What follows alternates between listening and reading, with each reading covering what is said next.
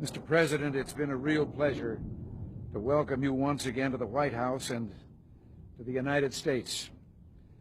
President Kaunda is a senior and highly respected statesman of Africa and the world. As chairman of the Frontline States, his counsel is especially valuable as we work together for peace and economic development in Southern Africa. President Kaunda's recent election for a second term as chairman of the Organization of African Unity attests to the high esteem in which he's held throughout that vast continent. Our talks today cover the full range of international issues. We reaffirmed our shared determination to work for the earliest possible end of apartheid in South Africa and its replacement by a truly democratic government. The United States will continue to do everything in its power to bring about a negotiated settlement involving the independence of Namibia and the departure of all foreign forces from Angola. I told President Kaunda of my meetings this week with President Chissano and of our support for his efforts to work for peace in Mozambique. I expressed our appreciation for President Kaunda's efforts on behalf of peace in the Persian Gulf and North Africa, and his support for efforts to achieve real arms reduction agreements between the United States and the Soviet Union.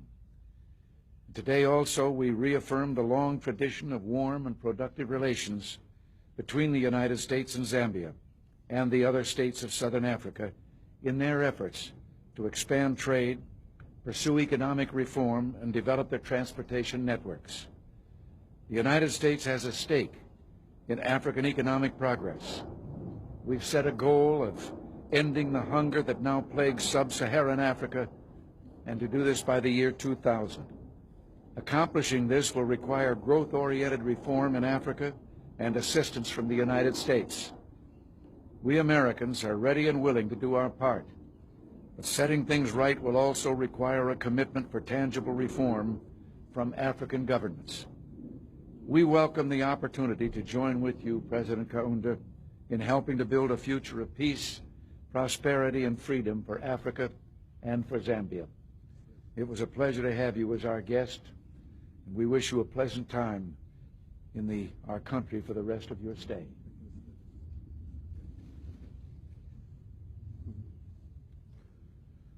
Mr. President, may I once again thank you, your government and people, for receiving my delegation and myself so well.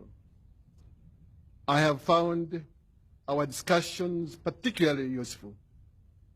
I'm taking back to Africa a message of hope and promise. I'm taking back to Africa a message of cooperation and not confrontation. I'm taking back to Africa a message of love based on truth, social justice, and fair play from this country. We have our differences of approach, but not differences of principle.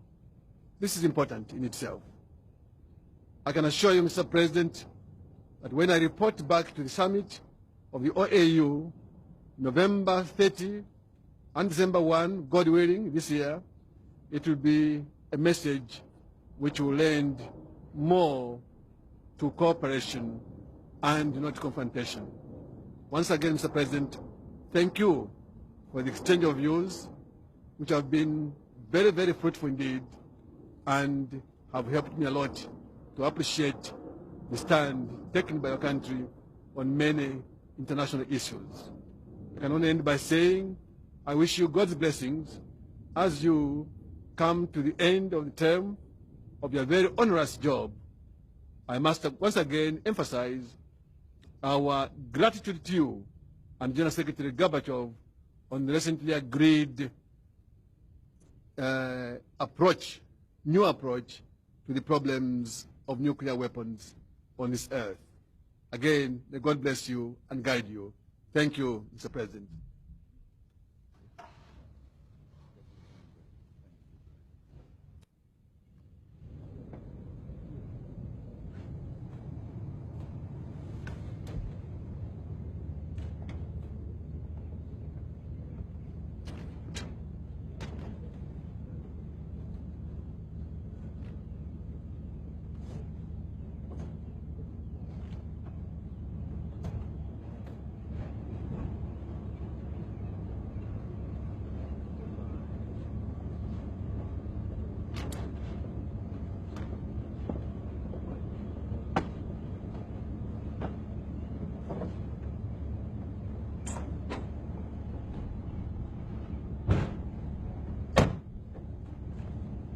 President, 51 senators now oppose Judge Bork. He can't make it, sir. 51 senators have announced their opposition.